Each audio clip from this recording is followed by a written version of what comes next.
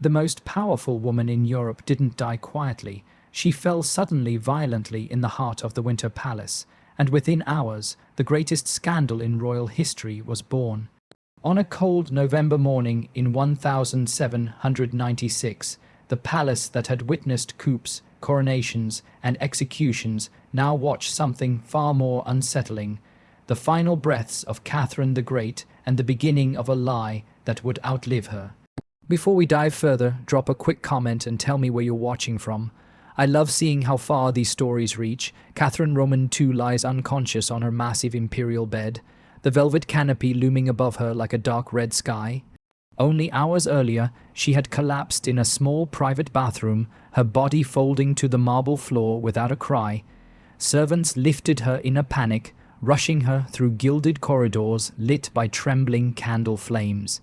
Now she is barely breathing. Court physicians gather around her in stiff silence, their faces drawn and helpless. They know there is nothing left to save Catherine's life. 34 years of conquest, reform, war, diplomacy, ambition, and constant motion is fading out in slow, uneven breaths. By dawn, she will be gone, and almost immediately something begins to move through the palace, through the city, through Russia itself. A story, a whisper, a seed of poison. It doesn't speak of her campaigns against the Ottomans. It doesn't recall the cultural renaissance she sparked. It doesn't mention the museums she built, or the philosophers she corresponded with, or the empire she reshaped. The world chooses not to remember any of that. It chooses something else, something grotesque. By the time Catherine's body calls, servants are already murmuring that her death wasn't natural, that something happened, something shameful, something unspeakable. And in the chaos that always follows the death of a ruler, lies travel faster than truth. The rumor claims the Empress didn't die from a stroke. It claims she died beneath a horse. As the story spreads, details mutate like a disease. In one version, she engineered a pulley system to suspend a stallion above her. In another, she grew bored of men and sought something else. In every retelling, the ending is the same. The harness snaps and Catherine is crushed under the weight of her own depravity. It's absurd, it's impossible, and that's exactly why it thrives. A scandal that vile, that theatrical, that humiliating, it's irresistible. It slips from parlors to marketplaces, from the salons of Paris to the courts of Vienna, until the lie becomes more vivid in people's minds than the truth ever could be. But if you peel back the cruelty of the myth, something important remains. The life of a woman who terrified her opponents long before they found a way to defile her memory. Catherine was not born to shake continents. She wasn't even born with a claim to anything greater than a minor German title. She entered the world as Sophia Augusta Frederica of Anhalt-Zerbst, a girl expected to live a quiet, unremarkable life. But Europe's politics have a habit of pulling the obscure into the heart of storms.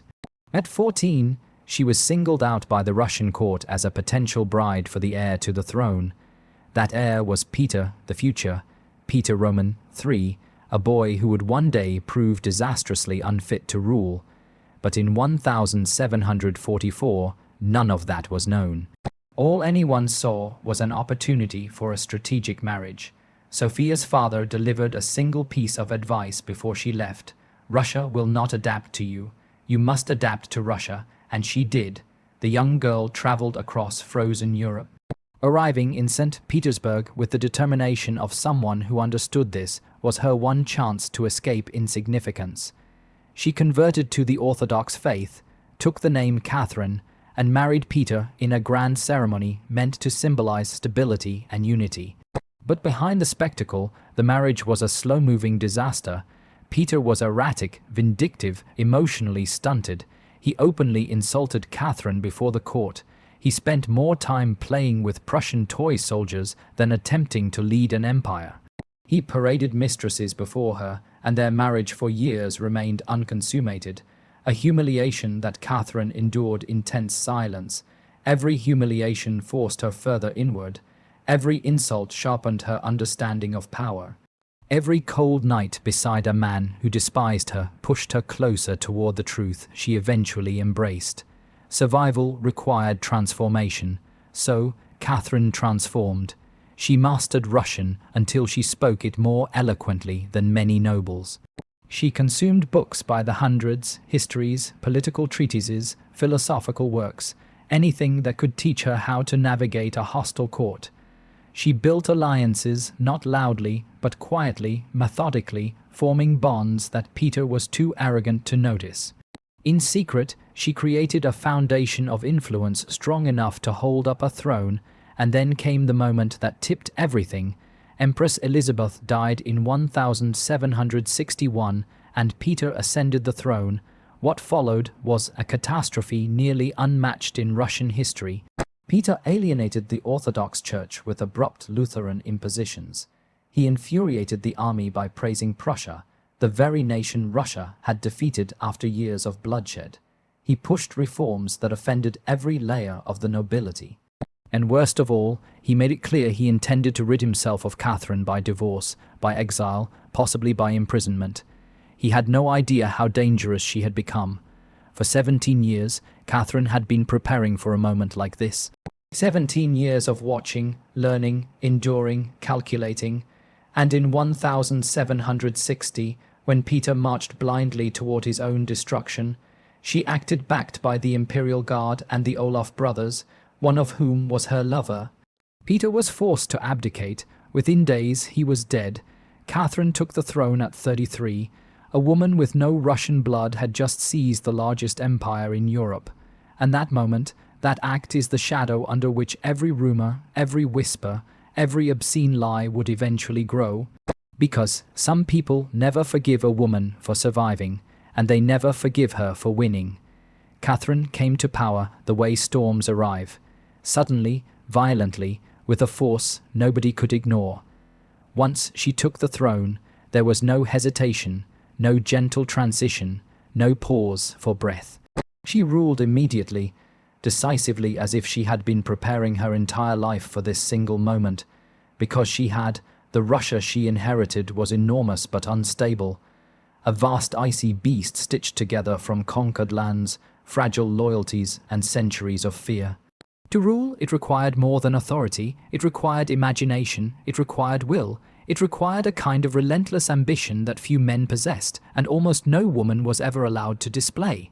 Catherine had all of it. She began by reshaping the court itself. Gone were the stifling rituals and the intellectual stagnation of previous reigns. In their place came scholars, architects, philosophers, and scientists from across Europe.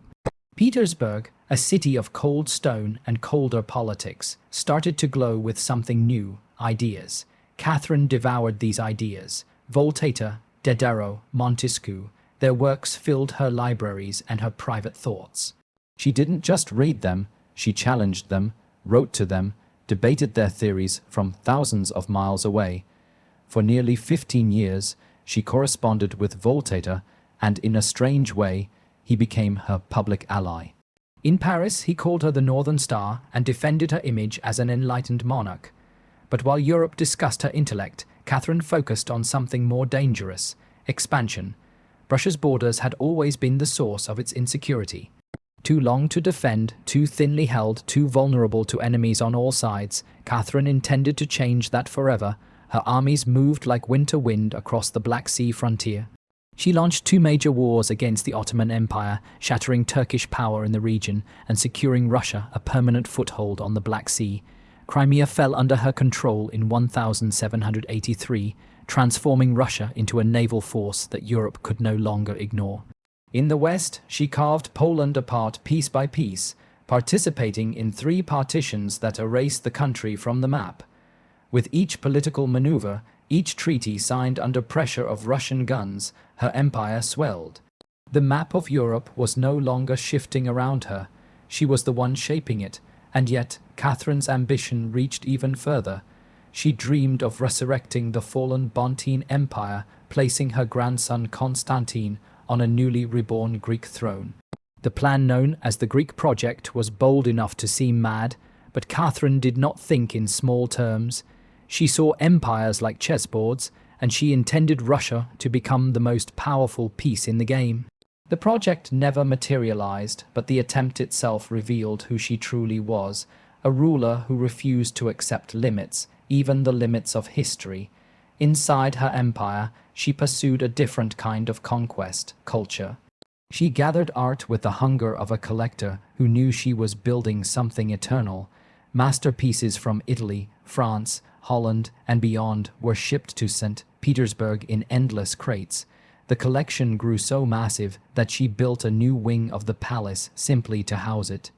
That wing became the Hermitage, a monument to a woman who wanted to turn Russia into something refined, sophisticated, impossible to overlook. But while Catherine built museums and wrote to philosophers, the empire beneath her glittering capital was cracking. Millions of serfs lived in brutal conditions. Families were sold like cattle. Peasants were beaten, starved, and worked to exhaustion under noble landlords who held near total power over them. In 1773, the fragile order shattered. Yonin Pugachev, a Cossack with charisma and a dangerous talent for storytelling, gathered thousands by claiming to be Peter Roman III, Catherine's murdered husband, returned from the dead to liberate the oppressed. His rebellion wasn't a skirmish, it was a wildfire. Town after town fell, landlords were slaughtered, imperial authority collapsed across entire regions. For the first time in her reign, Catherine felt the empire trembling beneath her. She responded the only way she believed would preserve Russia and herself. Her armies marched with ruthless precision. Pugachev was captured, dragged to Moscow in a cage, and executed in a public spectacle designed to freeze rebellion in the blood of the witnesses. His followers were hanged along the roads, their bodies left swaying in the wind. The message was unmistakable. Break Russia and Russia will break you back. The rebellion changed her. Whatever idealistic ideas she once held about improving the lives of serfs evaporated. Stability demanded obedience, and obedience demanded fear. Catherine expanded the nobility's control over their peasants, tightening the chains in an empire already notorious for its brutality. This duality, enlightenment on the surface, iron beneath, became the signature of her rule. But the world rarely judged her for political contradictions. It judged her for something else entirely, her personal life. Catherine's lovers were not secrets. They were part of her court's rhythm. Some were political allies. Some were emotional havens. Some were young men eager to be chosen. She rewarded them with titles, lands, and estates. And when the affair ended, she ensured they landed softly, often married to wealthy wives or promoted to comfortable ranks. Europe's kings had done worse for centuries, but Catherine was a woman and women were not allowed to behave like that.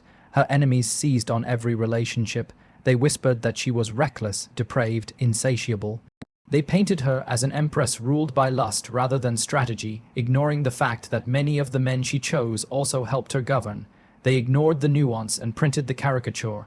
It was easier to believe a woman could control an empire with her body rather than her mind. The contempt gathered like storm clouds, rumors mutating in the dark until something far more vicious was ready to be born, a rumor powerful enough to outlive her, a rumor crafted to tear her legacy apart piece by piece. But what it would become and how far it would spread, no one in Catherine's lifetime could have imagined. A lie was coming, one so obscene it would crush truth beneath it. Catherine the Great's death should have settled her story. It should have ended with a state funeral, a sealed coffin, and a legacy written in the vast territory she expanded and the brutal rebellion she crushed. But instead, the moment she died, something venomous began crawling out from the cracks of Europe's politics. What started as a whisper grew into the most infamous lie in royal history. Her final hours were painfully ordinary. On November 16, 1796, Catherine collapsed in her private bathroom, her body failing without fanfare. Servants carried her to her bed, where she drifted between breaths until she slipped away the next morning. Doctors documented everything, the timing, the symptoms, the stroke, the coma. There were witnesses, records, rituals. Nothing mysterious, nothing scandalous, but truth rarely survives long in a palace. Her son Paul refused to defend her. Their relationship had always been strained, poisoned by suspicion, resentment, and the belief that Catherine had stolen both his father's crown and his father's life. Whether Paul truly thought she orchestrated Peter Roman III's murder or simply needed someone to blame, he didn't try to protect her reputation. He didn't even try to stop what came next. And what came next was born in the salons of Europe, not in Russia. France, in the feverish chaos of revolution, hated Catherine for her hostility to their cause. Conservative monarchies resented her reforms and her dominance. Religious traditionalists detested her Enlightenment ideals, and countless defeated rivals. Foreign diplomats, exiled nobles, failed conspirators, carried grudges sharp enough to cut. They couldn't challenge her armies anymore. They couldn't undo her victories, but they could do something far more devastating. Destroy her legacy. At first, the rumors were simple, the usual attacks aimed at powerful women. She was too fond of young men. She indulged herself. She behaved in ways no respectable woman should. But ordinary slander wasn't enough. Catherine was too vast a figure. To reduce her, the lie had to be grotesque enough to overshadow her entire life. And so, the final monstrous rumor emerged, precise in its cruelty, perfect in its humiliation. It claimed she died while engaging in an act with a stallion, a pulley system, a suspended horse, a snapped harness, a crushed empress. The story was absurd, physically impossible, biologically ridiculous. But none of that mattered. What mattered was that it was unforgettable. The rumor didn't need facts. It needed imagination. It needed shock. It needed to cut deeper than any political criticism ever could. Within months, the tale spread across Europe, whispered behind fans at aristocratic dinners, murmured in taverns, repeated with delighted disgust in streets and salons. By the early 1800s, it had become entertainment. By mid-century, it crept into gossip books, travelogues, satirical sketches. By the late 19th century, even educated Europeans repeated it casually, as if it were a footnote of history rather than a weapon of slander. It didn't matter how many doctors witnessed her stroke. It didn't matter that no document from the time mentioned anything unusual. It didn't matter that the rumor contradicted physics, logic, and eyewitness accounts. People believed it because they wanted to believe it. A woman who ruled like a man who conquered, commanded, and dominated on her own terms was easier to swallow if she could be reduced to a depraved spectacle. And Catherine didn't just rule like a man. She ruled better than most of them. That alone made her dangerous. The horse myth wasn't an accident. It wasn't exaggeration. It was a punishment. Society could accept tyrants, conquerors, and warmongers as long as they were men, but a powerful woman. A woman who chose her lovers, a woman who dethroned her husband, seized the empire, and refused to apologize for any of it. That was unforgivable. So they crafted a legend meant to follow her forever. It didn't matter whether the lie made sense. What mattered was how effectively it overshadowed her accomplishments. And even today, centuries later, the myth remains alive, echoing in jokes, memes, and half-remembered facts repeated by people who have no idea they are participating in a political smear campaign older than their own nations. But what does it say about a society when the lie survives longer than the truth? Catherine's enemies couldn't defeat her in life, so they destroyed her in memory. Yet, the most disturbing part isn't that they lied. It's how easily the world accepted the lie over the reality of a ruler who was far more complex and far more formidable than any scandal they could invent. Strip away the rumor, peel back the scandal, and what remains isn't a monster or a myth, but a woman who ruled one of the largest empires on earth with a ferocity and intelligence that terrified the world that inherited her. The truth is this: Catherine the Great was never simple, and that is exactly why her enemies needed to simplify her. She was a ruler who did more in 3 decades than most dynasties managed in a century. She expanded Russia's borders, reshaped its politics, redefined its culture, and positioned it as a force Europe could not ignore. But for every achievement there was a shadow, and it's in those shadows that historians still struggle to place her. Catherine believed in the Enlightenment. She believed in reason, conversation, philosophy, reform. She read voraciously, wrote essays, drafted laws, debated the great thinkers of her time as if they were equals. Yet she also believed in the whip.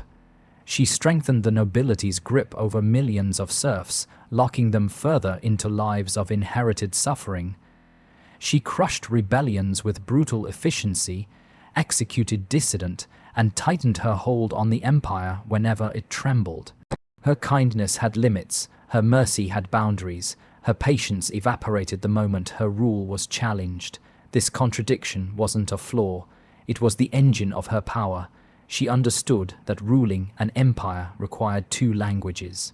The language of ideas and the language of force. She spoke both fluently, and when you observe her reign through that lens, everything she did, every reform, every war, every calculated alliance begins to make sense. Catherine didn't aim to be adored, she aimed to be effective. This is why her approach to her personal life was equally pragmatic. Her lovers weren't just companions, they were political instruments, sources of loyalty, and sometimes shields against the crushing weight of the throne. Some were brilliant, some were foolish, some burned bright and then disappeared, but Catherine never let intimacy become weakness. Take Gregory Orloff, a soldier, a conspirator, a man whose passion matched her ambition. He helped her seize the throne and nearly became her partner in rule. Their romance ended, but the gratitude remained. Then there was Gregory Pimpikin, a man as volatile as he was visionary. Their relationship was something Europe couldn't comprehend. Lovers, rivals, co-rulers, perhaps even secret spouses. Even when the romantic spark died, the political fire never did. Pimpikin would command armies, conquer territories, and shape the empire alongside the woman he once shared a bed with. Later favorites were younger, more ornamental, but Catherine treated them with an odd mixture of indulgence and strategy. She rewarded them generously, then released them gently when the relationship ended. Where kings discarded mistresses like broken toys, Catherine ensured her former lovers left her orbit wealthy, protected, and respected. This too made her dangerous because a woman who enjoys power is a threat, but a woman who enjoys pleasure is a scandal. Catherine's choices didn't fit Europe's mold for womanhood. They didn't even fit the mold for monarchy. She ruled like a sovereign, not a symbol. She loved unapologetically. She built, destroyed, reformed, conquered, punished, rewarded, all with the authority of someone who believed deeply, perhaps too deeply, in her own destiny, and that belief left a mark on history that no lie could fully erase. But the world didn't want to understand her. Understanding a woman like Catherine requires nuance, something propaganda never offers. It was easier to reduce her, easier to twist her power into perversion. Easier to mock her than to reckon with the scale of what she achieved. After all, think of what she accomplished. She turned the Hermitage into one of the greatest museums on earth. She expanded Russia's territory by hundreds of thousands of square kilm. She redefined the monarchy's role in politics. She stabilized a collapsing empire. She outmaneuvered kings, diplomats, enemies, and even her own husband. She became a symbol of the Enlightenment while ruling with autocratic precision. That kind of life is difficult to summarize. It's far easier to bury it in a single vulgar rumor. But if the horse myth reveals anything, it's this. Powerful women are rarely defeated by armies. They're defeated by stories. Stories travel faster than troops. Stories require no evidence, no witnesses, no logic. Stories stick, especially when they flatten a complicated person into something the world finds easier to mock than understand. Catherine the Great deserved a legacy built on her achievements. Instead, she was handed a legacy built on someone else's imagination. Yet, here's the part her enemies never predicted. When you excavate the truth beneath the rumor, Catherine becomes even more formidable. Not because she was perfect, far from it, but because she was real. She was brilliant and brutal, compassionate and calculating, progressive and oppressive. A ruler so extraordinary that the world had to invent a myth obscene enough to overshadow her reality. But her real story, the one written in blood, ink, stone, and territory, refuses to stay buried. History remembers Catherine the Great, not because of the lie, but because the lie could never fully contain the woman who inspired it. And in the end, the only thing truly crushed beneath the weight of the rumor was the truth of how dangerous she really was. If this story kept you watching, drop a like and comment your country or city below. I truly love seeing where everyone's tuning in from, and please subscribe to help this small channel grow. It means more than your